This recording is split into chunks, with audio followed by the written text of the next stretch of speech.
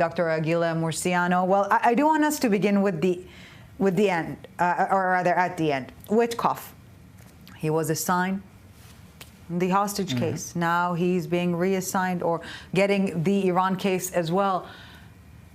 It's a very, very, very packed table. Right. But I mean, Witkoff is somewhat becoming the dove, or at least the diplomacy guy. A man of all seasons, especially, right? Yeah, a trump card, you know, no pun intended. Yeah. But especially for special missions. And by the way, one of the interesting things about the Iran issue when you look at the Trump cluster is that unlike in any other topic, from Canada to Greenland to the Gaza Riviera, this is a topic where Trump is much more cautious. It's less the shock and awe and rocking the boat.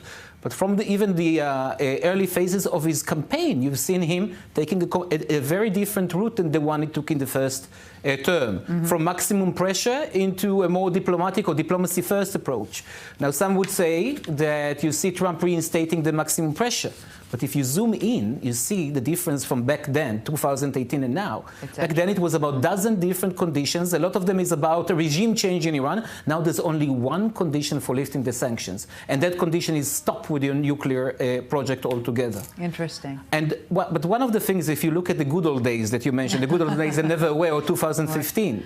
One of the major differences. Young, naive, and reckless, eh? Of course, in Oman or other places, in the end, the biggest difference, the failure of the maximum pressure, is the fact that now we are talking about a different Iran, a different status of its nuclear project. We are talking about Iran as a nuclear threshold state, which means it's not a question of capabilities anymore, or preventing capabilities, of will, of motivations. Weeks from developing or reaching the right amount, we are talking about 10 different devices according to the last IAEA report.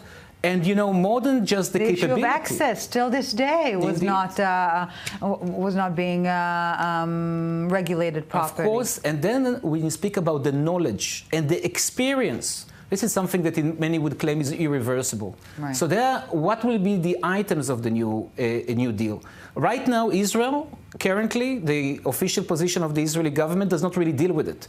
When Netanyahu presented the Libyan option, it almost as a dead end to begin with, because the lesson from Libya is to develop, not do the Libyan framework. So there's not, I mean, it's a very clear hint about the approach of really if Israel takes negotiations seriously or not, instead of trying to focus on the bottlenecks, what can still be saved, basically, or should be focused on in a future deal. Issues of the nuclear trigger that we mentioned before, the last maybe frontier or the last obstacle between Iran and a nuclear device. Issues of what would happen with this 60% enriched uranium. Issues about the advanced centrifuges. Even issues relating to the missile, the topic that also appeared in 2015.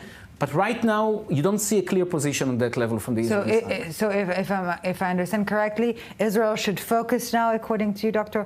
Murciano, on specific clauses, specific terms of the agreement, and not on the mere idea of an agreement. Of course. And one of the major caveats, the major vices of the previous agreement was not so much about what was inside the agreement, the JCPOA, right, but what was not included in it, which was Iran's regional activity. And this is a place where we are in a different place at the moment, right, because what happened since the last agreement is the Abraham Accords, is the ability to create a joint regional frontier, and to cooperate on that level and to connect between those 2 points. In the situation of a strategic inferiority of Iran, which I spoke about regarding its proxies, to try and combine both. It's not a discussion that is held in Israel at the moment. The only side that is all about military activity first, maybe regime change first, is the Israeli government at the moment.